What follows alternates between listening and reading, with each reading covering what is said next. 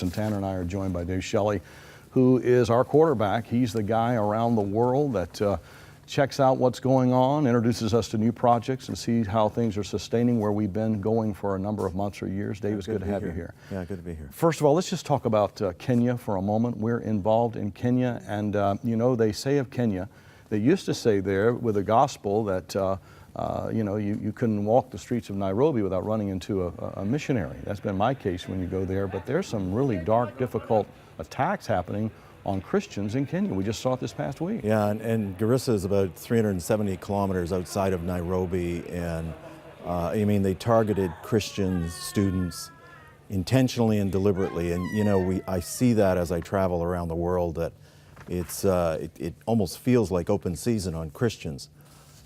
Their lives, that's right, their faith, their values, and I see this in a lot of places. So you know, we need to first of all pray for Kenya. We have projects there. That's right.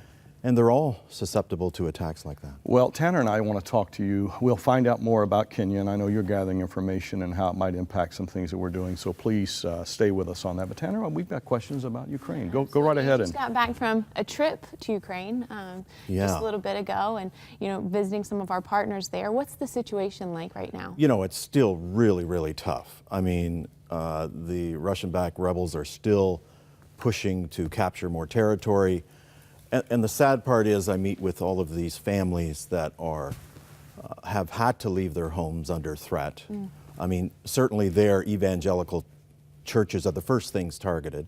The Christians are the first ones targeted. Again, it's amazing. To destabilize and get rid of people of faith. Yeah. And so it's very tough. They're under a lot of pressure, a lot of stress, these families that don't know if they'll ever be able to go home. How are our partners doing that are there? Because we work in Lviv in the orphanage.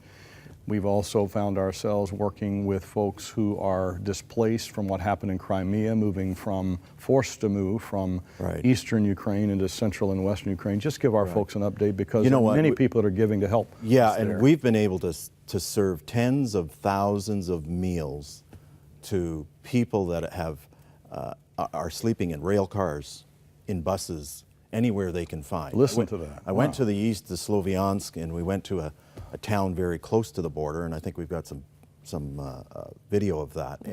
And it was really tough. These people were stressed, and they were so happy to see us because of the help we could provide. Wow. Wow. And it's been a great opportunity to connect with our partners. Yeah, we're taking a look at some of that now. Yeah. So when you're looking at the emotionally, this is just so difficult. Yes, and so in the town we were at, it was about 6 clicks from the border, and this is, you're looking at some video of a bomb shelter. Basically, people are hiding in basements of buildings to be protected from shelling and conflict. And that's where we were, a dirty, smelly, damp place, you know, an old woman on a bed who was ill and sick, and we brought some medicines to them. We brought food to them, and it was so well appreciated. And I want to just, you know, thank all of our partners, those that have supported to bring that help. Dave, how is the church responding? Well, of course, as I said, the church is the first place that's targeted. So they will invade, occupy. Pastors have been killed. Leaders have been threatened. Chased out of town. But what's really happened is you know what, the church, being chased out of the church, is now in community.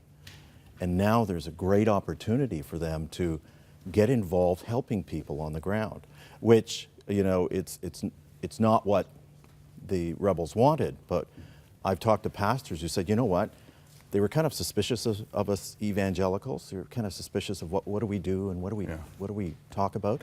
But now they see us handing them food, being distribution centers. So the church has had this wonderful opportunity. Dave, we need to move through this to other things on the program, but we don't want to miss the opportunity to ask people to give. And people can go to crossroads.ca, or they can call the number that is on the screen there, and they can give specifically to help us with our relief and development work in Ukraine and other places around the world.